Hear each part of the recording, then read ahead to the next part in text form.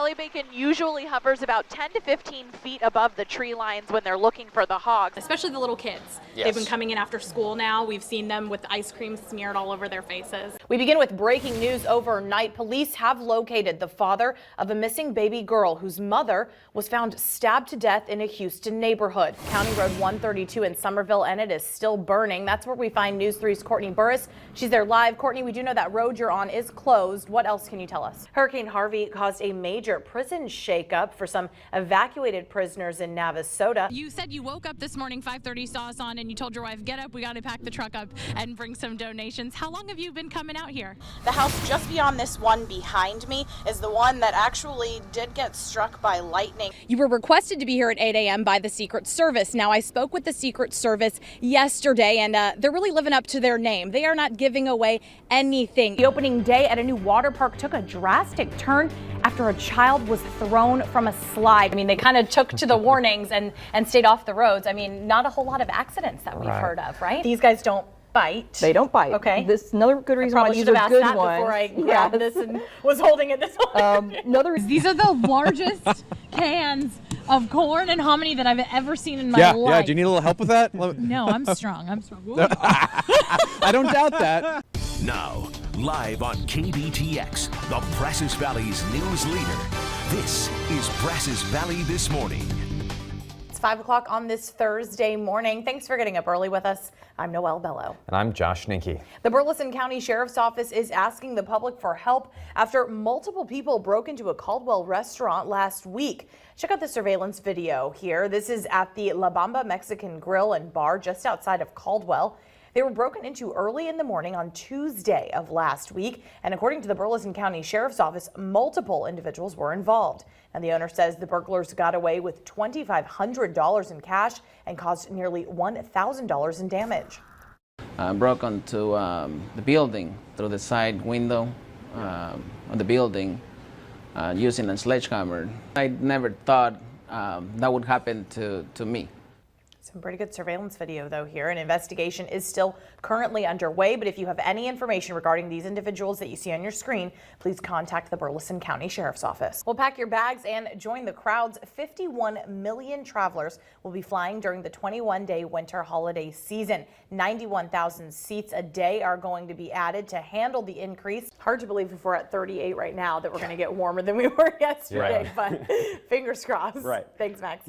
Women under 50 who currently or recently used birth control pills have a 20% higher risk of breast cancer compared to women who never used them. That's according to a large long-term study in the New England Journal of Medicine. Last couple of days, we've all seen the video of the raging wildfires in California, but this video we're about to show you is nothing like you've seen yet. As the wildfires continue to spread across Southern California, one man braved the flames to help an animal. Look at this dude.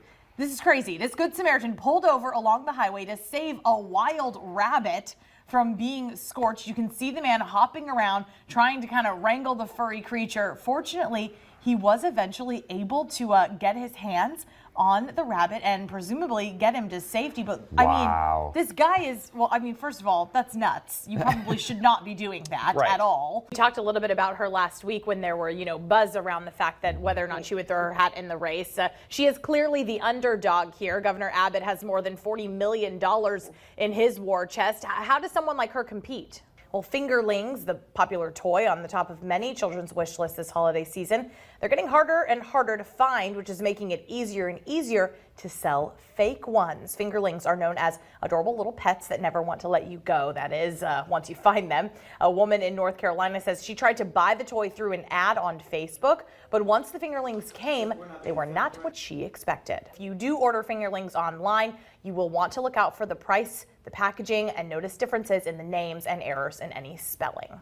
The total raised so far in the Brazos Valley, more than $127,000 in monetary donations and more than 123,000 pounds of food. Just, it's great to see all the different the different locations get so many people, especially that new location in Caldwell. Yeah, they did raked it great. in. Yeah, they really And did. it's crazy how fast it went by. did. I don't know, because we always talk about how this, at least for us, kind of kicks off the holiday season and stuff like that. Just kind of warms your heart. Comes and goes real quick. Despite the weather, everybody came out in Exactly. full force, so really appreciate Impressive numbers despite that weather, for sure. absolutely. Hey everybody, we're here live at the Brazos Center enjoying the sweet, sweet sounds of the Creekview Show Choir. Most festive moments of the day, I think, so far. Yes, they've got their own original music and everything. They're doing fantastic. They are. It's the 22nd annual Food for Families food drive.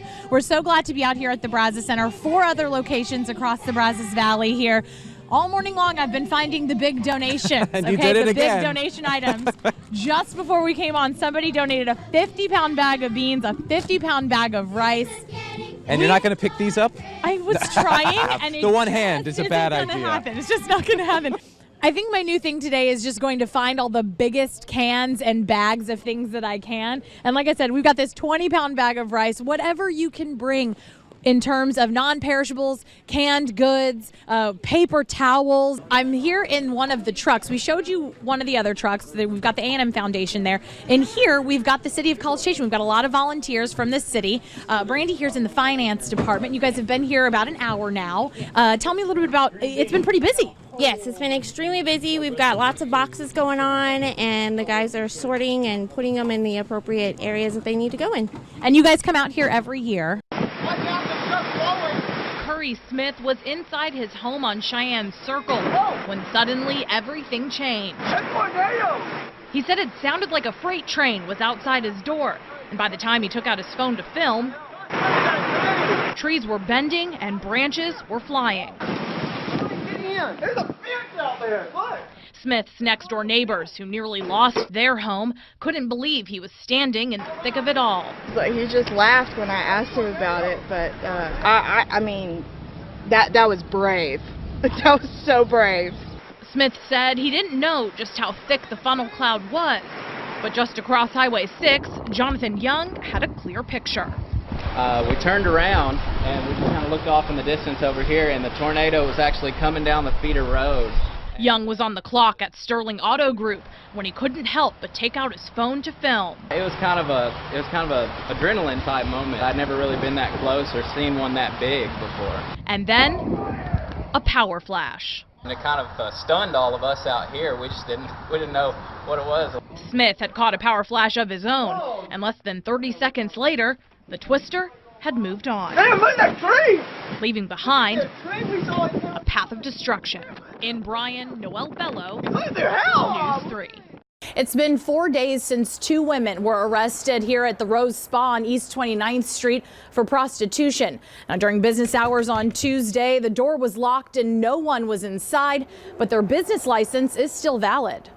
Back in July of 2016, I walked into the Rose Spa after they reopened following the first prostitution sting. Their license had just been reissued, and an employee I spoke with was hesitant to talk about the services they provide. You guys were closed for some other services that they were thinking were happening here, but is that not the case? Now, a year and a half later, and another round of arrests made, the business license at Rose Spa remains valid. That license comes from the Texas Department of Licensing and Regulation. According to their rules, the alleged sexual acts by these employees would be enough to suspend or revoke the business license. However, no action has been made, and KBTX legal analyst Shane Phelps says that's not unusual. Something like a massage license. They just don't have many. I don't think they have much in the way of resources. So I think it's probably largely complaint-driven. Phelps also said the city could deem the business a public nuisance and shut them down. That is, if the property owner doesn't take action themselves. I did reach out to Alexander Properties, which owns the strip mall, to see if they'd be taking any action against Rose Spa. Those calls have not been returned. In Bryan, Noelle Bellow, News 3. You're good at dance? You're good at dance? Yeah, I did this bang bang. Bang bang? Yeah. Yes. Their energy is infectious and their moves are fierce. I just provide the stage. That's all I have to do is provide the stage for them. 2 nights a week, the floor at Shelley Kruger's School of Dance gets some special love. A lot of our students When they first came, they were very shy and introverted. But after 8 years of providing a movement therapy class, Shelly's special needs students aren't afraid to express themselves. He just took to it right away and loved it. Jack's mom says he's always been a confident kid, but taking this class has boosted his social skills while helping him heal. Jack broke his elbow, a very severe break. I found out about this, I thought, well, the movement would be good. We work a lot on their gross motor skills, obviously, but we also touch on fine motor skills too, and with their social skills, that's really the big fun part of it. An even bigger part, being a part of the community.